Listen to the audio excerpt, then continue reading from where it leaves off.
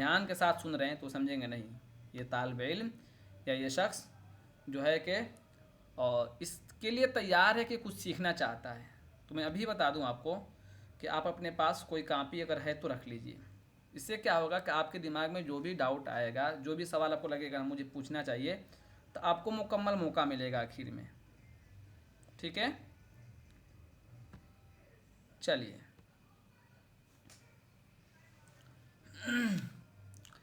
हम लोगों ने कल पढ़ा था सिलेबस में, उर्दू का कोई भी सिलेबस हो, सबसे पहले उसमें ये पढ़ाया जाता है उर्दू की तारीख़। उर्दू की तारीख़ क्या है उसके बारे में तालिब इल्माना जो हक़ है या जो कोशिश है उतना जानना ज़रूरी है। वैसे भी हम उर्दू क्यों पढ़ रहे हैं और मौजूदा दौर में जानना तो ज़्यादा ज़रूरी है। उर्दू कब निकली, इसकी पैदाइश कहाँ से है, ये जानना ज़रूरी है। ठीक है, इतनी बात समझ में आ गई? आप लोगों ने कापी रख लिया? मैं आप लोगों को 20 सेकंड का और मौका दे रहा हूँ। कापी नहीं है तो प्लीज़ कापी रख लीजिए। कापी नहीं है तो कापी एक रख लीजिए, आपको फ़ायदा होगा। मैं अभी 1-2 सवाल भी पूछूंगा, कल के पढ़ाए हुए से 1-2 सवाल भी पूछूंगा कि आप में से किस को याद है।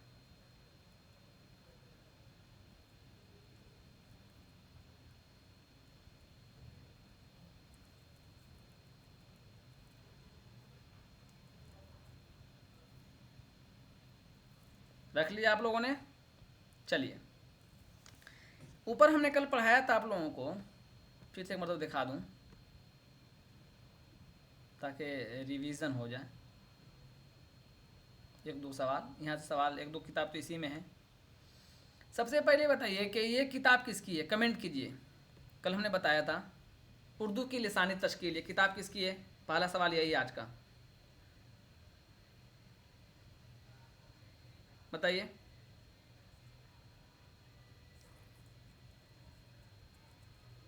कमेंट करना है, बोलना नहीं है। बोलने का मौका हम आपको आखिर में देंगे। क्या दिक्कत आ गई इसको? मिर्ज़ा खलील अहमद, बहुत अच्छा, बहुत अच्छा। उर्दू ज़ुबान का इर्तिक़ा, स्क्रीन पर है, ये किताब का नाम लिखा हुआ है उर्दू ज़ुबान का इर्तिक़ा, और उसके मुसन्निफ़ भी हैं। मैं फिर भी पूछ रहा हूँ ताकि आपके ज़हन पहुँच रहा है कि नहीं पहुँच रहा है, बताइए आप देख कर।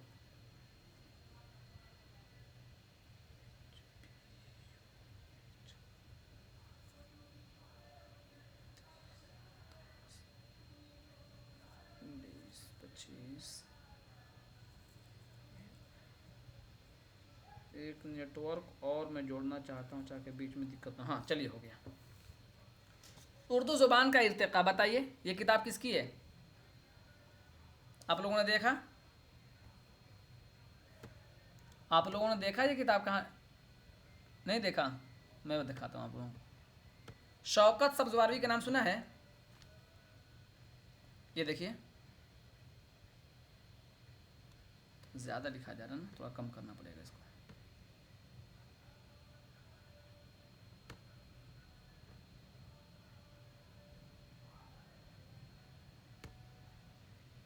शौकत सब्ज़वारवी लिख लीजिए।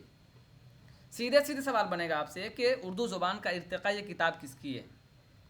ठीक है, इसी तरह आप बताइए कि दास्तान ज़ुबान उर्दू, ये कल मैंने पढ़ा दिया, ये कल का सबक है, ये देख लिया आपने, नोट कर लीजिए, ये नोट कर लीजिए आप।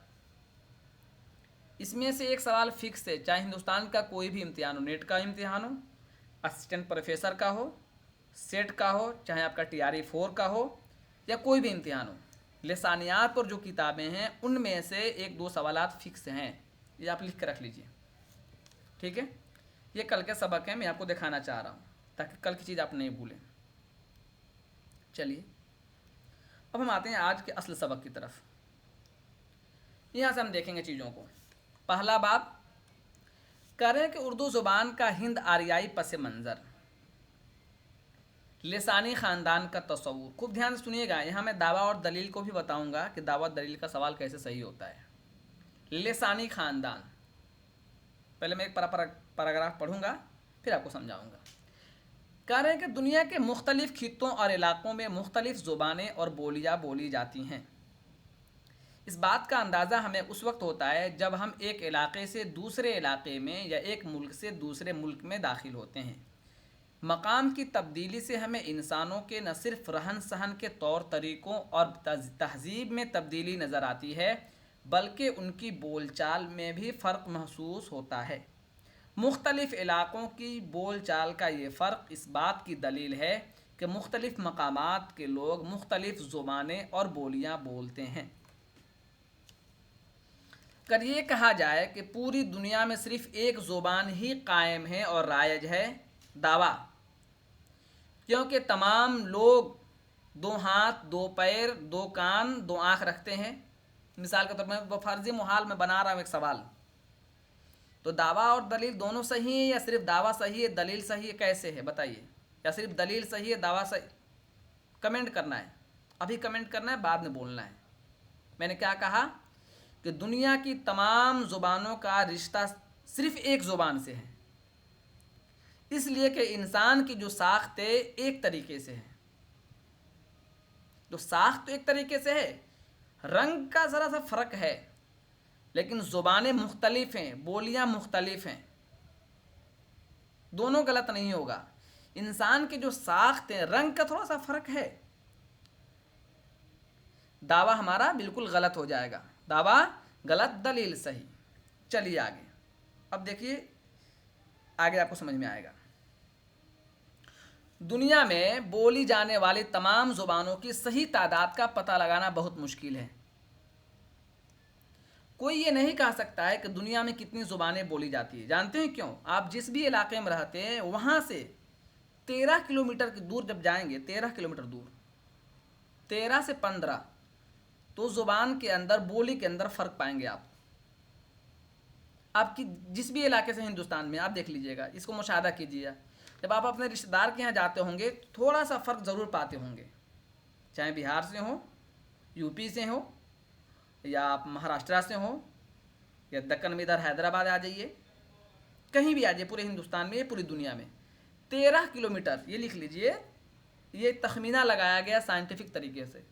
13 से 15 किलोमीटर के बाद ज़ुबान जो बोलियाँ हैं उसमें फ़र्क पाई जाती हैं। ठीक है, तो कह रहे हैं कि ज़ुबानों की सही तादाद का पता लगाना बहुत मुश्किल है। कोई ये नहीं कह सकता है कि पूरी दुनिया में कितनी ज़ुबानें बोली जाती हैं। ये याद रख लीजिए अगर सवाल कभी भी आए तो। ठीक है, ताहम इसके बावजूद माहिरीन लिसानियात के एक मुहतात अंदाजे के मुताबिक दुनिया में 5000 ता 7000 एक अंदाज़ा लगाया गया, एक तखमीना लगाया गया है कि इतनी ज़ुबानें बोली जाती हैं। 5 से 7000 ज़ुबानें बोली जाती हैं। इनमें से बाज़ ज़ुबानें एक दूसरे से बिल्कुल मुख्तलिफ हैं। मिसाल के तौर पर हम उर्दू पढ़ रहे हैं, उर्दू का जो रस्मुल ख़त है वह चाइनीज़ रस्मुल ख़त के बिल्कुल मुख्तलिफ है, लेकिन इंग्लिश का जो रस्मुल ख़त है वो फ़्रेंच से करीब है। तो कह रहे हैं कुछ ज़ुबानें तो ऐसी हैं जो बिल्कुल मुख्तलिफ हैं। ठीक है, इनमें से बाज़ ज़ुबानें एक दूसरे से बिल्कुल मुख्तलिफ हैं और बाज़ ज़ुबानें आपस में मिलती जुलती हैं। मिलती जुलती मिसाल के तौर पर सिंधी ज़ुबान अरबी ज़ुबान के रस्मुल ख़त से मिलती जुलती है। इसी तरह पर्शियन का रस्मुल ख़त जो है उर्दू से मिलती जुलती उसकी रस्मुल ख़त है। ये है जो ज़ुबानें बाहम मुमासलत रखती हैं, यानी जिन ज़ुबानों में लिसानियाती बुनियादों पर यकसानियत पाई जाती हैं, उन्हें हम रिश्ता ज़ुबानें कहते हैं। ये सवाल आया हुआ है, ये सवाल नेट के पेपर में आ चुका है, किसी भी पेपर में आ सकता है। हम रिश्ता ज़ुबान किस ज़ुबानों कहते हैं? वह ज़ुबान या वह ज़ुबानें जो एक दूसरे से मिलती जुलती हैं। दावा दलील के तौर पर यह सवाल आ चुका है, इसको दिमाग में बैठा लीजिए कि हम रिश्ता ज़ुबान किसको कहेंगे? कि जो ज़ुबानें बाहम मुमासलत रखती हैं, एक दूसरे से मेल खाती हैं, जिन ज़ुबानों में लिसानियाती बुनियादों पर यकसानियत पाई जाती हैं, उन्हें हम रिश्ता ज़ुबान। मिसाल के तौर पर फ़ारसी का जो रस्मुल ख़त है, जो हरूफ उर्दू के लिए हैं वही फ़ारसी के लिए हैं। चे उर्दू में भी है, चे फ़ारसी में भी है, जे उर्दू में भी इस्तेमाल होता है, जे वहाँ भी इस्तेमाल होता है। तो ये यकसानियत है। ठीक है, हम रिश्ता ज़ुबानों के एक गिरोह या ज़ुमरे में रखा जाता है। जाहिर सी बात है, अब हम अपने ख़ानदान से आएंगे, जब ख़ानदानी तौर पर तकसीम होगी कोई भी चीज़, तो हम एक खाने में रखा जाएगा ना कि आप बिहार से हैं या आप यूपी से हैं, अब बाहर जाते होंगे घूमने के लिए या पढ़ने के लिए, तो जब सूबाई बात आती है, सूबे के तौर पर तकसीम किया जाता है तलबा को, तो कहा जाता है भाई बिहार के बच्चे एक तरफ आ जाएं, ठीक है। तो कह रहे हैं कि हम रिश्ता ज़ुबान को एक गिरोह में रखा जाता है। मुमासिल या हम रिश्ता ज़ुबानों के इसी गिरोह या ज़ुमरे को लिसानी ख़ानदान कहते हैं। ये बात आपको समझ में आ गई होगी कि लिसानी ख़ानदान किसको कहते हैं। वह ज़ुबान जो एक दूसरे से ताल्लुक़ रखती है। ख़ानदान का सब जानते हैं ना, हमारा ख़ानदान बहुत बड़ा है, यूँ समझ लीजिए, इसको छोड़ दीजिए आप। कहते हैं ना भाई हमारा ख़ानदान बहुत बड़ा है, सब लोग बोलते हैं। शादी के जब ज़माने होते हैं तो उसमें ज़्यादा लोग देखते हैं दूसरे ख़ानदान को, तो उसको कहते हैं कि एक ख़ानदान लैंग्वेज फैमिली कहा जाता है, जो एक दूसरे से मुमासिल होते हैं। आ जाइए आगे। अब दुनिया के जो ज़ुबान है, दुनिया की जो ज़ुबानें हैं, दुनिया के जो लिसानी ख़ानदान है, कितने हैं ये तो जानना होगा ना। एक एक बोली का पता लगाना मुश्किल है, लेकिन कुछ तो तादाद होगी जिसमें तकसीम किया गया होगा, कुछ तादाद होगी ना जिसमें तकसीम किया गया होगा कि दुनिया में इतने ख़ानदान हैं, इतने ख़ानदान में इतने ज़ुबानों को तकसीम किया गया है। आइए देखते हैं। कह रहे हैं कि लिसानियाती अदब में लिसानी ख़ानदान के लिए ख़ानदान अलसेना, ये अलसेना क्या है, ये लिसान की जमा है, लिसानुन जमा अलसेना, ये याद रख लीजिएगा कि इस्तिलाह भी इस्तेमाल की जा रही है। लिसान यानी ख़ानदान अलसेना।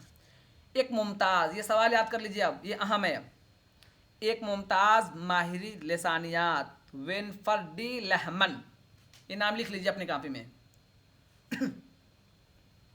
ये नाम अपने कापी में फ़ौरन लिख लीजिए। विनफर्ड पी लहमन ने दुनिया में बोली जाने वाली तमाम ज़ुबानों की नस्ली बुनियादों पर उनकी पैदाइश के एतबार से दर्जा बंदी की है। सीधे सीधे अगर आपसे यह सवाल आ जाएगा कि दुनिया की तमाम ज़ुबानों को किसने लिसानी ख़ानदान में तकसीम किया, उस माहिर लिसानियात का नाम बताएं। इसको लिख लीजिए आप, ये जो मैंने आपको इशारा दिया है इसको लिख लीजिए। वेनफर डी लहमन ने, कमेंट कीजिए एक मतलब आप सब लोग, ताकि याद हो जाए। एक मतलब आप सब लोग कमेंट कर दीजिए, कीजिए जल्दी से, करेंगे तो आपको फ़ायदा होगा। लिख लीजिए और कमेंट भी कर दीजिए ताकि आपको चीज़ें याद हो जाए। मैं रुका हुआ हूँ आपके लिए। हाँ, ये तमाम किताबें आपको मिल जाएंगी जो ज्वाइन कर लेते हैं क्लास को, विनफर डी लहमन। चलिए इस तरह का डाउट जो है आप लिख के रखिए, हम आपसे बात करेंगे आखिर में। ये आप चीज़ याद कर लिए कि दुनिया की तमाम ज़ुबानों को किस माहिर लिसानियात ने इसको तकसीम किया है, विनफर डी लहमन। बहुत अच्छा, एक सवाल। दूसरा सवाल अब क्या आएगा, यहाँ देखिए, दर्जा बंदी, और इन्हें 7 लिसानी ख़ानदानों में तकसीम किया है। यहाँ लिखा है क्या, 7 लिसानी ख़ानदानों में तकसीम किया है। ये भी याद रखना है किसने किया है, एक सवाल। दूसरा सवाल, कितने में तकसीम किया है, 7। अब देखिए कौन कौन है। हिंद यूरोपी, अफ्रीकी एशियाई, चीनी तिब्बती, अल्ताई, द्राविडी, आस्टर एशियाई और फेनोग्रीक। ये आपको याद रख लेना है। अगर ये याद भी ना हो तो कम से कम ये ज़रूर याद रख लीजिए कि वेनफर डी लहमन ने तमाम ज़ुबानों को, दुनिया की तमाम ज़ुबानों को ख़ानदानी गिरोह में तकसीम किया और 7 दर्जाबंदी बनाया, 7 ख़ानदान में तकसीम किया। ये आपको याद होना चाहिए अगर आप आगे बढ़ना चाह रहे हैं, अच्छी तैयारी करना चाह रहे हैं तो। आगे आ जाइए। करें इनमें से हर लिसानी ख़ानदान में सिर्फ वही ज़ुबानें शामिल की गई हैं जो बाहम मुमासलत रखती हैं।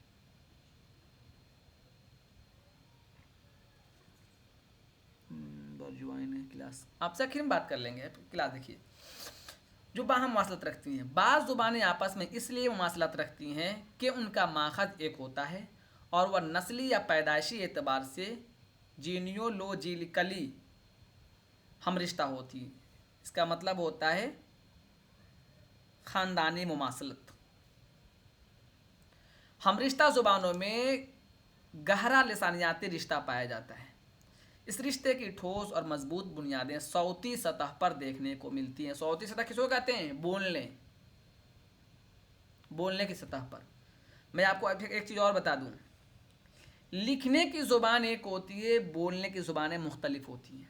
ये आप रख लीजिएगा। पूरे हिंदुस्तान में उर्दू लिखने का जो तरीका है वह एक है, हुर्फ तहज्जी में लिखा जाएगा, रस्मुल ख़त एक होगा। लेकिन आप आ जाइए दक्कन में, आ जाइए महाराष्ट्र में, आ जाइए यूपी में, बिहार में, तलफ़ुज़ बास तलफ़ुज़ ऐसे हैं जो दक्कन में नहीं मिलेंगे आपको, बास तलफ़ुज़ ऐसे हैं जो आपको लखनऊ में भी नहीं मिलेंगे, बास तलफ़ुज़ ऐसे हैं जो बंगाल में नहीं मिलेंगे, लेकिन लिखावट के एतबार से एक है। तो इन्होंने क्या कहा, ये जो चीज़ें जो आपको मिलेंगी वो सौती सतह पर देखने को मिलती है, जिन्हें सौती मुमासलतें कहते हैं। मसलन यूरोप और एशिया की बाज़ ज़ुबानें सौती सतह पर एक दूसरे से काफ़ी मुमासलत हैं।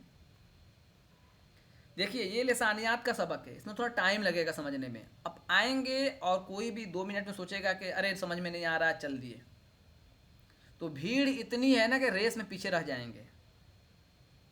मजबूत खिलाड़ी को तो जगह नहीं मिल रही है, और वह खिलाड़ी जो कमज़ोर है उसको तो कोई कुचल कर आगे बढ़ जाएगा। तो मन लगा कर पढ़िए और चीज़ों को देखिए, जहाँ समझ में नहीं आया नोट कीजिए, हम आपको मुकम्मल मौका देंगे, आप हमसे पूछेंगे।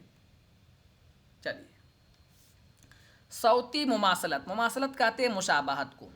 अगर दिक्कत आ रही लफ्ज़ समझने में तो सौत कहते हैं आवाज़ को, और सौती मुमासलत किसको कहते हैं, मिली जुली चीज़। मुमासलत मिली जुली चीज़, मुशाबा। ठीक है, आ जाइए। अगर हम यूरोप की कदीम ज़ुबान यूनानी, अब ये सवाल अगर आ जाए सीधे सीधे कि यूरोप की कदीम ज़ुबान क्या है, यूनानी ज़ुबान है। हिंदुस्तान के कदीम ज़ुबान संस्कृत है। ये सब याद रखना है, कभी भी सवाल आ सकता है कि यूरोप की कदीम ज़ुबान क्या है, यूनानी है, ग्रीक। हिंदुस्तान की कदीम ज़ुबान क्या है, संस्कृत है, याद रखना आपको। और ईरान में बोली जाने वाली ज़ुबान फ़ारसी, ये भी आपको याद रख लेना है। ये लिख लीजिए, ये आपको लगता होगा कि बहुत आसान है, लेकिन जब पेपर में आएगा तो मुश्किल हो जाएगा। हो सकता है मिलाने के लिए आपको दे दे कि ग्रीक, अब जहन में रहेगा, आपको लगेगा यूरोप में तो अंग्रेज़ी बोली जाती है, और उन्होंने नाम बदल कर पूछ लिया आपसे ग्रीक कहाँ बोली जाती है, फंस जाएंगे वहाँ। इसलिए फ़ौरन लिखिए यूरोप, बगल में लिख लीजिए ग्रीक, लिख लीजिए संस्कृत, बगल में लिख लीजिए भारत हिंदुस्तान, बगल में लिख लीजिए फ़ारसी, लिख लीजिए ईरान। करें बाद अल्फाज एक दूसरे से मुकाबला करें तो सौती सतह पर इन तीनों ज़ुबानों में हमें गहरी मुमासलतें नज़र आती हैं। कुछ मिसालें देख लीजिए। उर्दू ज़ुबान के टीचर बनने वाले हैं, असिस्टेंट प्रोफेसर बनने वाले हैं, कुछ लफ्ज़ देख लीजिए, या स्क्रीनशॉट लेना चाह रहे हैं तो ले लीजिए। ले लीजिए, करें यूनानी, DUO, दो मुमासलत है बिल्कुल, थोड़ा सा आगे पीछे करके, माना क्या है सबका, 2। इसका आप स्क्रीनशॉट ले लीजिए। 5 पेंट, पंच, पंज, 5, ये आपको हम दिखा दिए। यूनानी यूरोप में, संस्कृत हिंदुस्तान की कदीम ज़ुबान है, फ़ारसी ईरान में। ये बताया कि मुमासलत है, इन्होंने मिसाल दी। आ जाइए, करें कि इन्हीं लिसानी और सौती मुमासलतों की बुनियाद पर एक ज़ुबान को एक लिसानी ख़ानदान में रखा गया है, जिसे हिंद यूरोपी ख़ानदान कहते हैं। आगे बात आएगी कि हिंद यूरोपी ज़ुबान कौन सी है। अब यहाँ देखिए, ज़ुबानों का तकाबली मुताला। अब जब PhD में आएंगे, PhD करेंगे, इरादा है आगे करने का मौका मिला तो, आजकल रिसर्च में इसकी तरफ तवज्जो ज़्यादा बढ़ रही है। एक ज़ुबान को दूसरे ज़ुबान से हम कैसे मुकाबला करें, कैसे तकाबुल करें, कि दोनों की क्या खासियतें हैं, दोनों एक दूसरे से कैसे मुख्तलिफ हैं, इस पर ज़्यादा लोग तवज्जो कर रहे हैं। चलिए, सर विलियम जोन्स की दरियाफ्त, इनके नाम से भी सवाल बनता है, अभी मैं बताऊंगा, उसको लिख लीजिएगा। ज़ुबानों के तकाबली मुताले की इब्तिदा एक अंग्रेज़ मुस्तशरिक सर विलियम जोन्स से होती है, जो पेशे के लिहाज से कानूनदां था। वह जज की हैसियत से 1783 में हिंदुस्तान आया था, और अंग्रेज़ी के अलावा यूनानी, लातीनी, अतालवी, पुर्तगाली, स्पेनी और फ्रांसीसी ज़ुबानें भी जानता था। जो मेरे प्रोफेसर हैं, हमारे प्रोफेसर हैं, वो कहते हैं कि हिंदुस्तान में सबसे बड़ा हिंदुस्तानी वही है जो ज़्यादा ज़ुबान जानता है।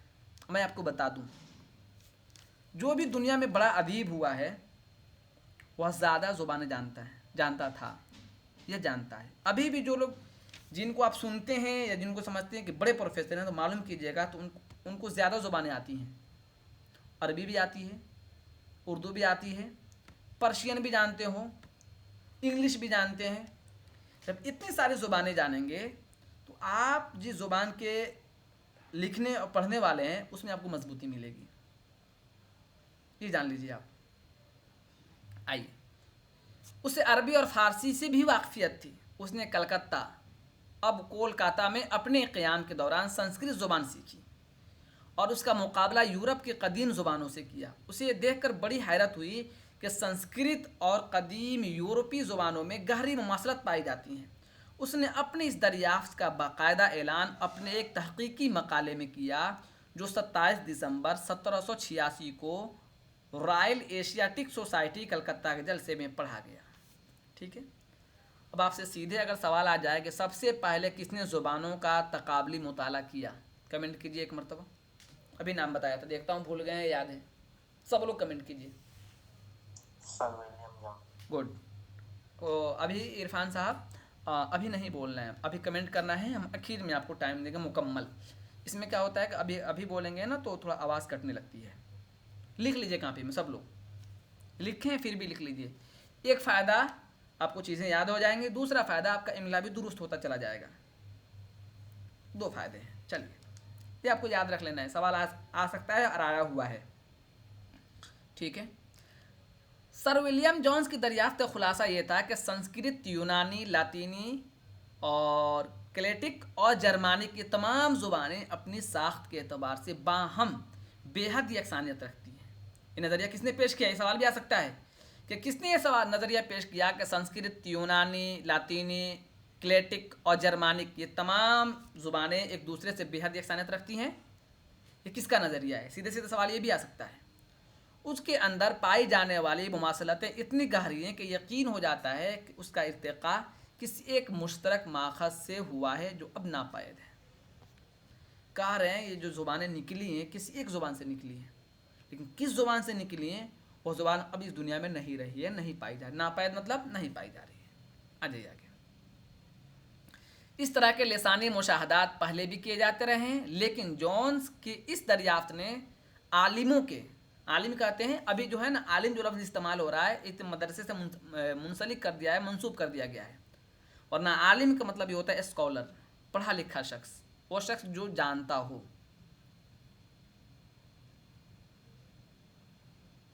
आलिम वह शख्स जो जानता हो, पढ़ा लिखा हो।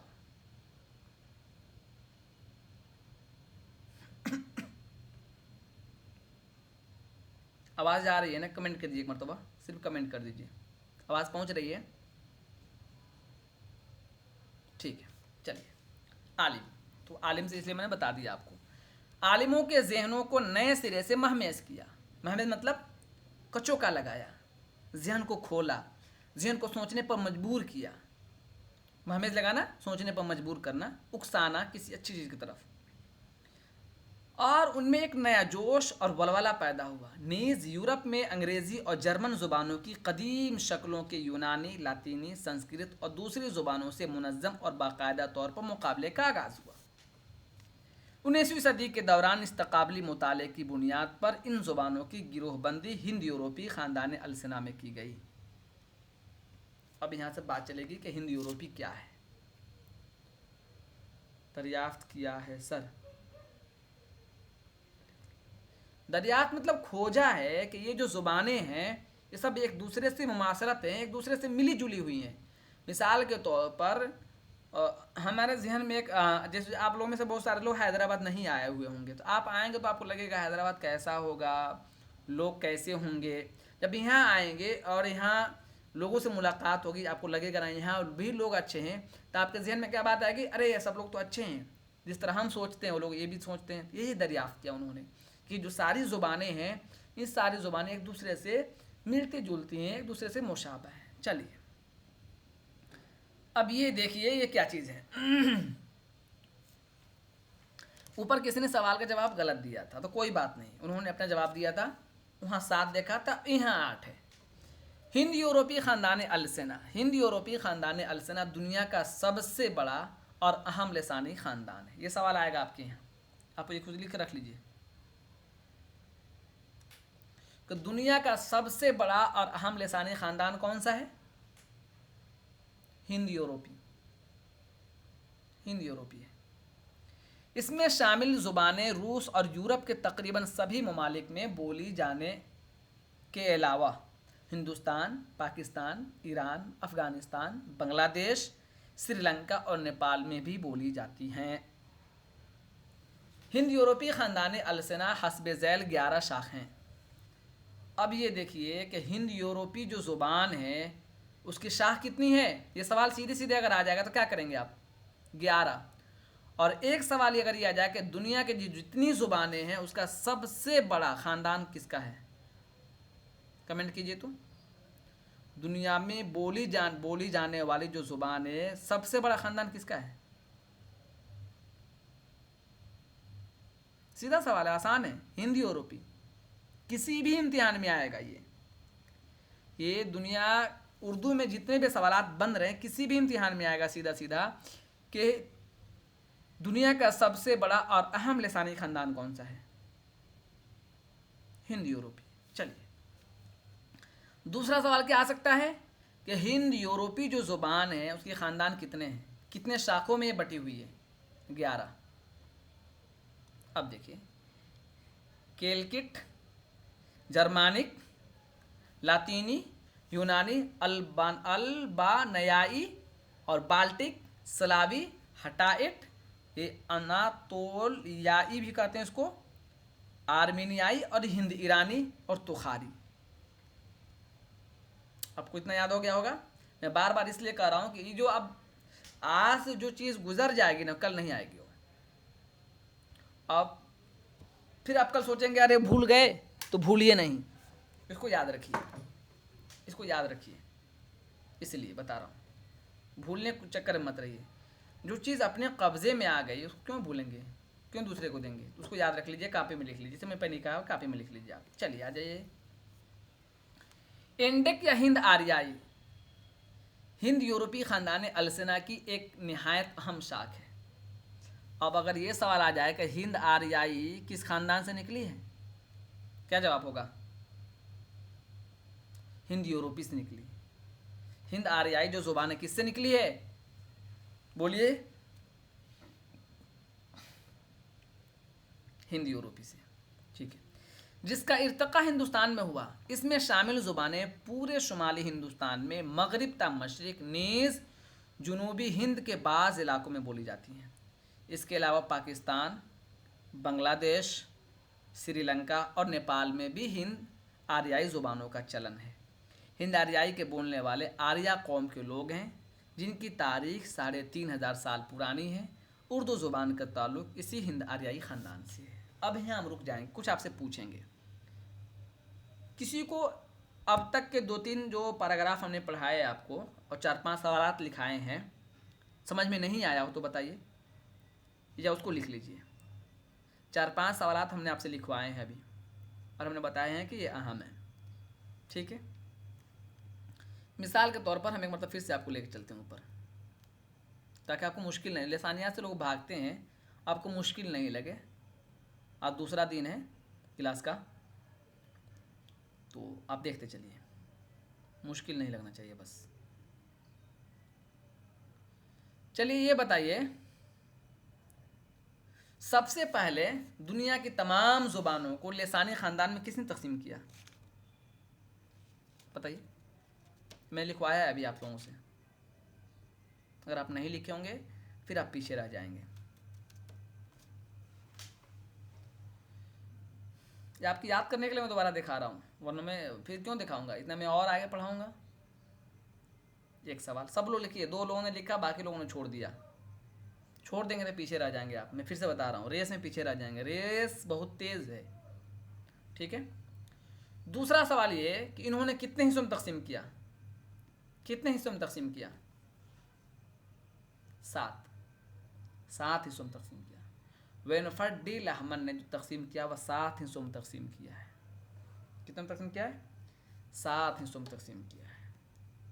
बाकी तो ये किताब मैं आपको दूंगा ही, आप पढ़ेंगे, लेकिन मैं कहीं कहीं याद करवा दे रहा हूँ आपको पूछ पूछ कर, ताकि आपको दिक्कत नहीं हो बाद में। इसी तरह सबसे पहले तकाबली ज़ुबान की दरियाफ्त किसने की? सबसे पहले ज़ुबानों का तकाबली मुताला ये किसने पेश किया है सबसे पहले दुनिया में?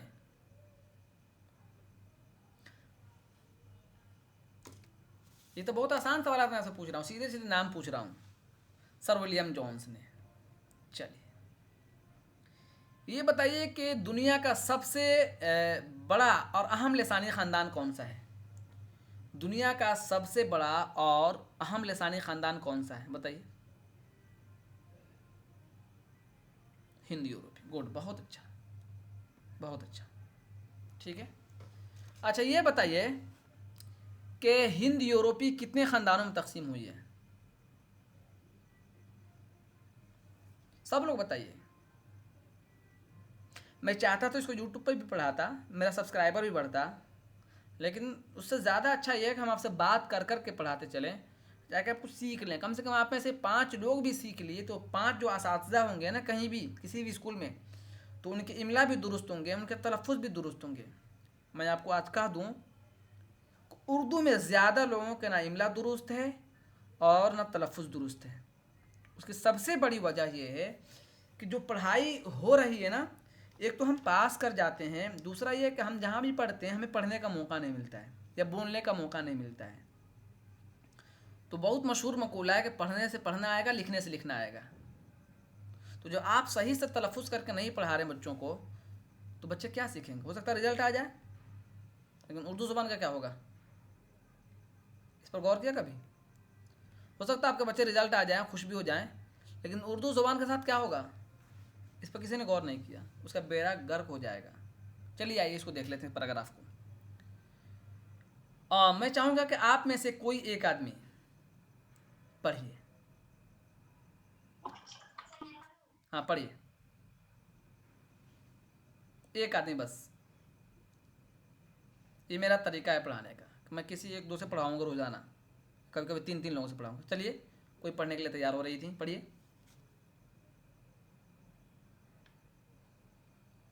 नूरे साबा, किसने माइक खोला था अभी? पढ़िए।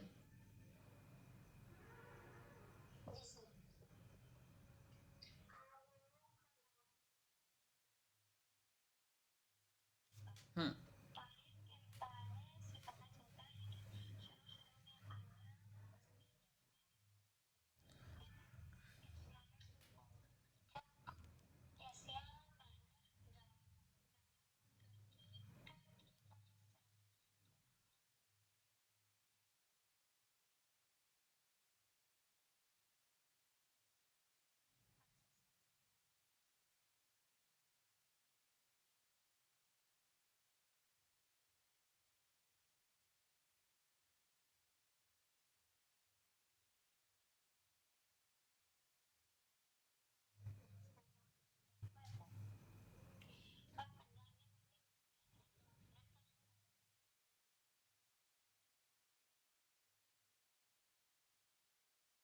जोर से पढ़िए, जोर से।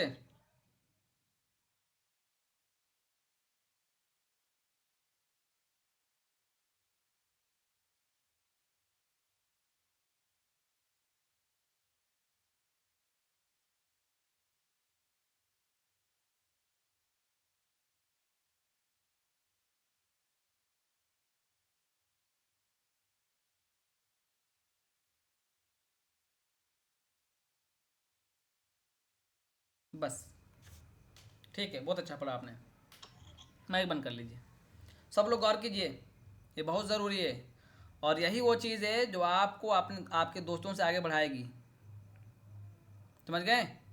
आपके दोस्त आपके सामने पीछे रह जाएंगे। पूरे हिंदुस्तान में कितने प्रोफेसर का नाम जानते होंगे आप? 10-15 जो मशहूर हुए। क्यों? वो इन्हीं चीज़ों पर ध्यान देकर आगे बढ़ गए और उनके दोस्त इन चीज़ों पर ध्यान नहीं दिया। आपने लफ्ज़ क्या पढ़ा था? आर्यावस्ती। ये लफ्ज़ उस्ता है। ये लफ्ज़ क्या है? उस्ता। आपने पढ़ा था जवाब। जवाब नहीं है, देखिए यहाँ होना चाहिए जो अब टर्की का हिस्सा है। ठीक है, मैं बता रहा हूँ सीखने के लिए, इसको बुरा नहीं मानना है, क्योंकि आप आए हैं सीखने ही के लिए। जो अब टर्की का हिस्सा है। चलिए, आपने क्या पढ़ा था यहाँ सा? जुनूब मशरिक की जानिब चलकर ये लोग, ये क्या पढ़िए तो एक मतलब फिर से, ये लोग 2500 नूरे सबा एक मरतबा पढ़िए। 2500। ये लाइन, ये मैंने निशान लगाया है यहाँ। जी काफ में, जी काफ में का मतलब कबले मसीह, कबले मसीह, ठीक है ये आप, ठीक है। अच्छा और क्या दिक्कत हुई थी, यहाँ यहाँ देख लीजिए।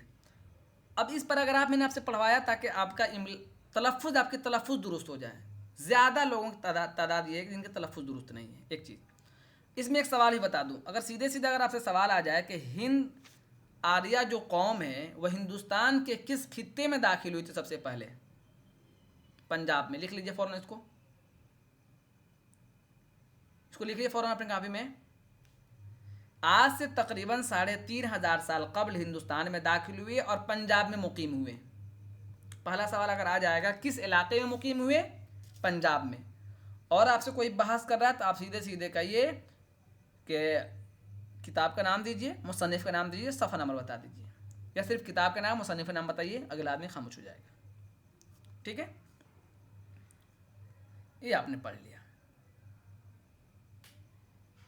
थोड़ा सा हम चार एक और पढ़ लेते हैं, आप लोग देख लेते हैं कदीम हिंद आर्याई कितना है।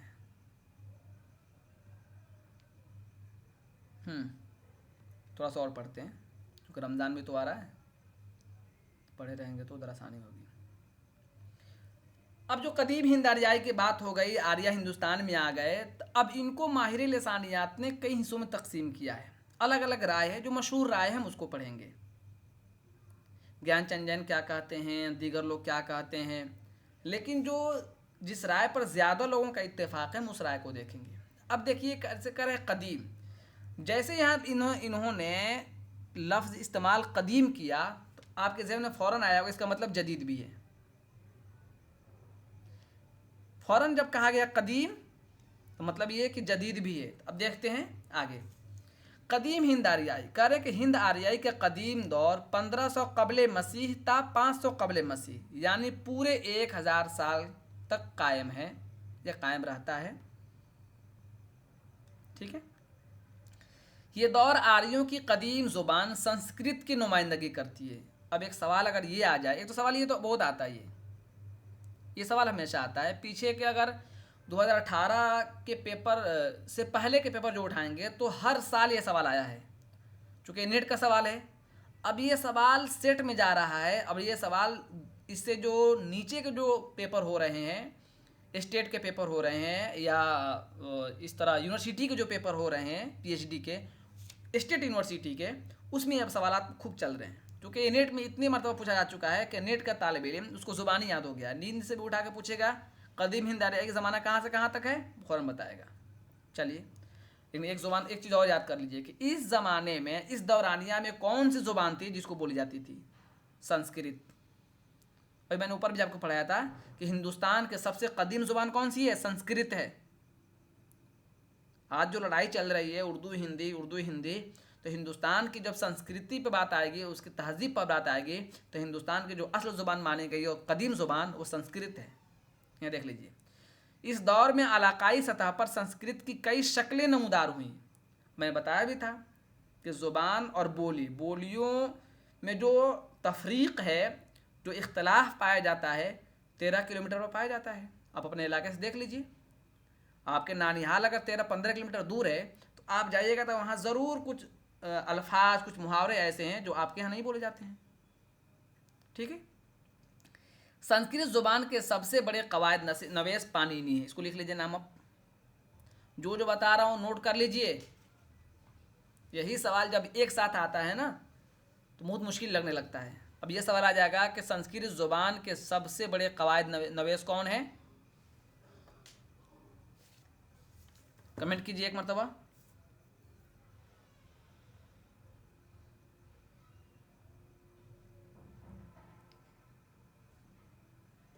एक मतलब कमेंट कीजिए। पाणिनी है। चलिए, करें कि संस्कृत, अब इसमें करें वेदक संस्कृत। ये जो संस्कृत का है ना कई हिस्सों में तकसीम है। अब देखिए कितने हिस्सों में तकसीम है। वैदिक संस्कृत कदीम हिंद आर्याई दौर में हिंदुस्तान में शुमाल मगरिब ता मशरिक जिस ज़ुबान का इर्तिका और फ़रोग अमल में आया उसे संस्कृत कहते हैं। ठीक है। संस्कृत के सबसे कदीम नमूने हमें वेदों की ज़ुबान में देखने को मिलते हैं। वेद की ज़ुबान क्या थी? संस्कृत। वेद की ज़ुबान संस्कृत थी, इसलिए इस ज़ुबान को वेदक संस्कृत कहा जाता है। सबसे कदीम वेद ऋग्वेद है जो हिंदुओं की मुक़द्दस किताब है। अच्छा, वेद में भी कितने वेद हैं? कहा कि सबसे कदीम वेद कौन सी है? ऋग्वेद है। इसके अलावा इस दौर में 3 और वेद तख्लीक किए गए हैं जिनके नाम है सामवेद, यजुर्वेद और अथर्ववेद। ये तरतीब है इसका, ऋग्वेद, सामवेद, यजुर्वेद और अथर्ववेद। इन वेदों की ज़ुबानों में थोड़ा बहुत फ़र्क पाया जाता है। ऋग्वेद की ज़ुबान में भी एकसानियत नहीं पाई जाती है क्योंकि उसके मुख्तलिफ़ हिस्से मुख्तलिफ़ मकामात पर और मुख्तलिफ़ अदवार में तख्लीक किए गए हैं। बहैसियत मजमूई ऋग्वेद की तख्लीक का ज़माना 1200 ता 1000 क़ब्ल मसीह माना गया है। यानी आज से अगर ऋग्वेद के ज़माना तय किया जाए कितना होगा? 1200 ता 1000 माना जाता है क़ब्ल मसीह। ऋग्वेद और दूसरे वेदों को चूँकि मजहबी तक़द्दुस हासिल था। अच्छा, ऋग्वेद जैसी किताब क्या है? ये मजहबी किताब है, इसलिए इन्हें हिफ्ज़ कर लिया जाता था। जैसे हम लोग कुरान हिफ्ज़ कर लेते हैं। अल्हम्दुलिल्लाह मैंने पूरी कुरान हिफ्ज़ की है और रमज़ान में तरावी पढ़ाने भी जाऊँगा। तो उस ज़माने में लोग इसको याद कर लेते थे। ठीक है। और नस्ल दर नस्ल उसकी ज़ुबान यानी औरल, ठीक है, मुंतकिली का सिलसिला जारी रहता था। ऋग्वेद में 1000 से ज़्यादा हमदे नज़में पाई जाती हैं। ठीक है। वेदक कवायद नवेस मेडांग का ख्याल है कि ऋग्वेद, अब वेदक कवायद नवेस जो है इनका नाम लिख लीजिए आप लोग अपने कापी में। जो वेद है इसको वेदक कहा गया है, वैदिक कहा गया है। इसके कवायद नवेस कौन है? नाम लिख लीजिए, मैक्ट एनएल लिख लीजिए कापी में आप। ऋग्वेद अदबी ज़ुबान में तख्लीक की गई है। ऋग्वेद का अदबी ज़ुबान क्या है? आम ज़ुबान नहीं है, अदबी ज़ुबान है। जैसे हमारे यहाँ जो मुक़द्दस किताब है आम ज़ुबान नहीं है, एक अदबी ज़ुबान है। और दुनिया का सबसे अच्छा अदब वह है जो मुक़द्दस किताबों में है, जिसमें गलती का इम्कान नहीं है। इसमें गलती का इम्कान ही नहीं है, आप सोच भी नहीं सकते। इसको कुरान कहा गया है। चलिए, अदबी ज़ुबान में तख्लीक की गई है जो बोल चाल की ज़ुबान से मुख्तलिफ है। ये सब मैं इसलिए निशान देकर पढ़ा रहा हूँ, इधर से ही सवाल बनते हैं तो मुश्किल होती। क्यों? आपने PDF देखा, आपने सवाल देखा यूट्यूब पर या और जगह, या आपने गाइड भी देखा, लेकिन असल किताब नहीं पढ़ा और सवाल बनाने वाले ने इन्हीं किताबों को उठाया और यहाँ से सवाल बना दिया कि ऋग्वेद की ज़ुबान क्या थी। अब आपका दिमाग चकरा जाएगा। आपने तो याद किया है कि ऋग्वेद की 4 किस्में हैं, यजुर्वेद, अथर्ववेद, सामवेद, आपने याद कर लिया। ये तो आपने देखा ही नहीं कि अरे इसकी ज़ुबान तो पढ़ाया ही नहीं गया। क्या इसकी ज़ुबान क्या आम बोल चाल थी या मजहबी ज़ुबान थी या मुसज्जा और मुक़फ़ा की ज़ुबान थी? आपने कभी ध्यान से पढ़ा ही नहीं और आपका दिमाग वहाँ चकरा जाएगा। आपका दिमाग आएगा यूट्यूब पर, दिमाग जाएगा। इसलिए जहाँ मैं निशान बता रहा हूँ उसको लिख लीजिए, तो हो सकता है मैं खुद भूल जाऊँ कल। चलिए, तो ऋग्वेद की जो ज़ुबान है वो अदबी ज़ुबान है, यानी आम ज़ुबान में नहीं लिखी गई थी। लेकिन संस्कृत के बाद दूसरे आलिमों ने राय जाहिर की है कि ऋग्वेद की ज़ुबान सादा और गैर मसनूई है। वेदों के बाद ब्राह्मणें और उपनिषदें तख्लीक की गईं जो मजहबी नौइयत के तसानीफ़ हैं और इनकी ज़ुबान भी वैदिक संस्कृत है। वैदिक संस्कृत कोई अलहदा ज़ुबान नहीं बल्कि संस्कृत की ही कदीम शक्ल को वैदिक संस्कृत कहा गया है। ये देख लीजिए, इस तरह के सवालात दवा दलील में आ जाएगा कि संस्कृत और वैदिक संस्कृत दोनों एक ही ज़ुबान है। बिल्कुल हाँ, दोनों एक ही ज़ुबान है, उसकी कदीम शक्ल है। थोड़ा सा और पढ़ लीजिए। ये बात काबिल ज़िक्र है कि मुसम्मतों की हैअत और माकूसियत जो ज़माने हाल की उर्दू की नुमाया सौती खसूसियात हैं वैदिक संस्कृत में इर्तिका पजीर हो चुकी थी। यानी उर्दू की हाय और माकूसी आवाज़ों मसलन फ़ा, भा, था, दाल, टा, ठा, डाल, ढा वगैरह का जो वजूद कदीम हिंद आर्याई दौर में पाया जाता है, इसी तरह उर्दू के सभी 10 मुसव्वतें, या लिख लीजिए अब, उर्दू में मुसव्वतों की तादाद कितनी है? 10।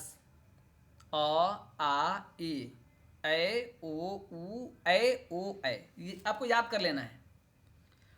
मुसव्वते की तादाद कितनी है? 10 भी संस्कृत में इर्तिका पा चुके हैं। ठीक है, अब यहाँ से रहने देता हूँ, एक सेकंड देख लूँ, एक सेकंड देख लूँ कि आपको मैं कहाँ छोड़ दूँ जहाँ से कल समझने में आसानी हो। क्लासिक से ना, थोड़ा सा और पढ़ लीजिए, एक सफ़ा और पढ़ लीजिए बस, फिर मैं छोड़ दूँगा। संस्कृत की बात चल रही थी, वैदिक संस्कृत, अब क्लासिकी संस्कृत पर आ जाइए। क्लासिकी संस्कृत, क्लासिकल मन जानते हैं, पुराना, कदीम, क्लासिकी गाना, क्लासिकी अदब, बस इतना याद रख लीजिए। वैदिक संस्कृत के बाद संस्कृत की दूसरी शक्ल क्लासिकी संस्कृत का इर्तिका अमल में आया। संस्कृत ज़ुबान में जब अदबी तसनीफ़ का सिलसिला शुरू हुआ तो ये क्लासिकी संस्कृत कहलाई। क्लासिकी ज़ुबान किसको कहते हैं? वह ज़ुबान जिसमें उलमाए अदब लिखते और पढ़ते हैं। आम ज़ुबान नहीं, बोलचाल की ज़ुबान नहीं होती है, वो ख़ास ज़ुबान होती है जिसमें लोग लिखते हैं पढ़ते हैं। जैसे मिसाल के तौर पर जिस ज़ुबान में आप हमसे बात करेंगे उस ज़ुबान में आप लिखेंगे नहीं, जब लिखने बैठेंगे तब सोचेंगे मुज़क्कर मुअन्नस की गलती ना हो, अल्फाज और जुमले बिल्कुल सादा हों और जो मुअस्सिर हों, ताकि पढ़ने वाला को लगे कि हाँ किसी ने अच्छा लिखा है। यही है, यानी अदबी तसनीफ़। करें कि वीरेंद्र वर्मा क्लासिकी संस्कृत के बारे में लिखते हैं कि ये मस्नूई या अदबी ज़ुबान थी। मस्नूई और अदबी ज़ुबान किसको कही जाती है? क्लासिकी संस्कृत को या क्लासिकी ज़ुबान को। महाभारत और रामायण जैसी तसानीफ़ बिला तअम्मुल आलमी अदब के मुकाबले में पेश किया जा सकता है, क्लासिकी संस्कृत में ही तख्लीक की गई है। अच्छा, हो सकता है आपसे पूछ ले कि महाभारत और रामायण की ज़ुबान क्या है, तो क्लासिकी संस्कृत में है। क्लासिकी संस्कृत को आम इस्तिलाहात में महासंस्कृत कहते हैं। कभी कभी वैदिक संस्कृत और क्लासिकी संस्कृत दोनों को मिलाकर संस्कृत कहा जाता है। वैदिक संस्कृत को कभी कभी वैदिक भाषा संस्कृत, दोनों ज़ुबानों को मिलाकर संस्कृत कहा जाता है। यहाँ देखिए, वैदिक संस्कृत को कभी कभी वैदिक भाषा यानी ज़ुबान भी कहा दिया जाता है। लेकिन इसमें कोई शक नहीं कि सौती और कवायदी एतबार से वैदिक संस्कृत और क्लासिकी संस्कृत में इख्तलाफ पाए जाते हैं। कवायद के एतबार से कवायद अलग है ना, उर्दू एक है, मैं समझाऊँ आपको, इसे समझा दूँ। लिखने का तरीका एक है, लेकिन दक्कनी ज़ुबान की कवायद अलग हैं और देहलवी उर्दू का कवायद अलग है। कवायद है, बेशक उर्दू एक है, उर्दू नाम एक है, लेकिन कवायद तो अलग अलग है ना। यहाँ आइएगा तो हर चीज़ को नून गुन्ना के साथ बोलते हैं, आपके यहाँ नहीं बोलते हैं, दिल्ली में ऐसा नहीं बोलते हैं। चलिए थोड़ा सा और पढ़ लीजिए, यहाँ तक पढ़ लीजिए, फिर हम छुट्टी कर देंगे आपको। संस्कृत ने अपने इर्तिका के दौरान हिंदुस्तान की गैर हिंद आर्याई बोलियों के असरात कबूल किए हैं और इन्हें मुतासिर किया है। तारीखी एतबार से उर्दू का लिसानी रिश्ता संस्कृत से उस्तुवार है, संस्कृत से उस्तुवार है, फैला हुआ है। उर्दू बिलखुसूस कदीम उर्दू में संस्कृत के बेशुमार अल्फाज पाए जाते हैं जिन्हें तत्सम कहते हैं। उर्दू के सौती निज़ाम में भी संस्कृत नज़ाद, संस्कृत नज़ाद मतलब संस्कृत अल्फाज, आवाज़ें जिन्हें हिंदुल अस्ल आवाज़ें भी कहते हैं, अरबी और फ़ारसी आवाज़ों से बलिहाज़ तादाद ज़्यादा हैं, क्योंकि बुनियादी तौर पर उर्दू एक हिंद आर्याई ज़ुबान है। ये सवाल आता है बार बार, उर्दू कौन सी ज़ुबान है? उर्दू एक हिंद आर्याई ज़ुबान है, ठीक है, आपको याद रखना है। फिर से मैं पढ़ दूँ, उर्दू के सौती निज़ाम में, सौती निज़ाम मतलब बोलना, तलफ़ुज़ की अदायगी, संस्कृत नज़ाद आवाज़ें अरबी और फ़ारसी आवाज़ों से बलिहाज़ तादाद ज़्यादा हैं। कह रहे हैं कि उर्दू में जो अल्फाज की तादाद है, बोलने के जो तरीक़ेकार हैं, अरबी की तरह आप नहीं बोल सकते हैं। हा को हा बोलेंगे। शुरू ज़माने में चूँकि मैं तक को ज़्यादा अरबी में पढ़ा हूँ, कम उर्दू पढ़ा हूँ, मैं आपको बता दूँ, तो मैं यूनिवर्सिटी में जब आया था तो जब हम शेर वगैरह पढ़ते थे तो कहते थे तुम अरबी पढ़ रहे हो, अरबी के अशार पढ़ रहे हो, उर्दू करो उसको, अरबियाओं नहीं। चूँकि हम वहाँ से बा, पा, सा, सीन, सौद, लेकिन हमारे यहाँ एक लफ्ज़ बोल दोगे उर्दू में साहब, साहब बोलोगे तो गड़बड़ा जाएगा। तो इन्होंने क्या कहा कि संस्कृत की जो आवाज़ें वह ज़्यादा हैं अरबी और फ़ारसी के मुकाबले में, यही समझाना चाह रहे थे बस, ठीक है। आ जाइए आगे। शुमाली हिंदुस्तान में मगरिब ता मशरिक पूरे 1000 साल तक संस्कृत ज़ुबान का चलन रहा। फिर उसमें तब्दीलियाँ रोनुमा होने लगी, यहाँ तक कि 500 कबल मसीह तक पहुँचते पहुँचते संस्कृत ने दम तोड़ दिया। यानी 1500 से शुरू हुआ था, अब 500 तक आते आते तोड़ दिया, मतलब बीच में दौरानिया 1 साल का रहा और एक दूसरी जुबान का रूप इख्तियार कर लिया जिससे प्राकृत करते हैं। तो प्राकृत किससे निकला है, कमेंट कीजिए आप। प्राकृत किससे निकला बताइए, संस्कृत से। किससे निकला है, संस्कृत से। संस्कृत के खात्मे के साथ ही कदीम हिंद आर्याई दौर भी ख़त्म हो जाता है। चलिए यहाँ आपका सबक रुक जाता है और आप में से कुछ पूछना कोई चाह रहे थे तो पूछ लीजिए। अब किसी को कुछ पूछना है आप बोल सकते हैं, एक एक करके पूछ सकते हैं। जी बताइए। ये वक्त यही है, रमज़ान में आगे पीछे करेंगे हम, उम्मी वक्त यही है जी। और कोई सवाल किसी को, अपना सवाल पूछ सकते हैं आप लोग में जो भी पूछना चाहें। सर ये क्लास रिकॉर्डिंग होगी, हाँ इंशाल्लाह मिलनी चाहिए, कोशिश तो रहती है कि रिकॉर्ड हो जाए। लगता है आप लेट होकर आई हैं आज।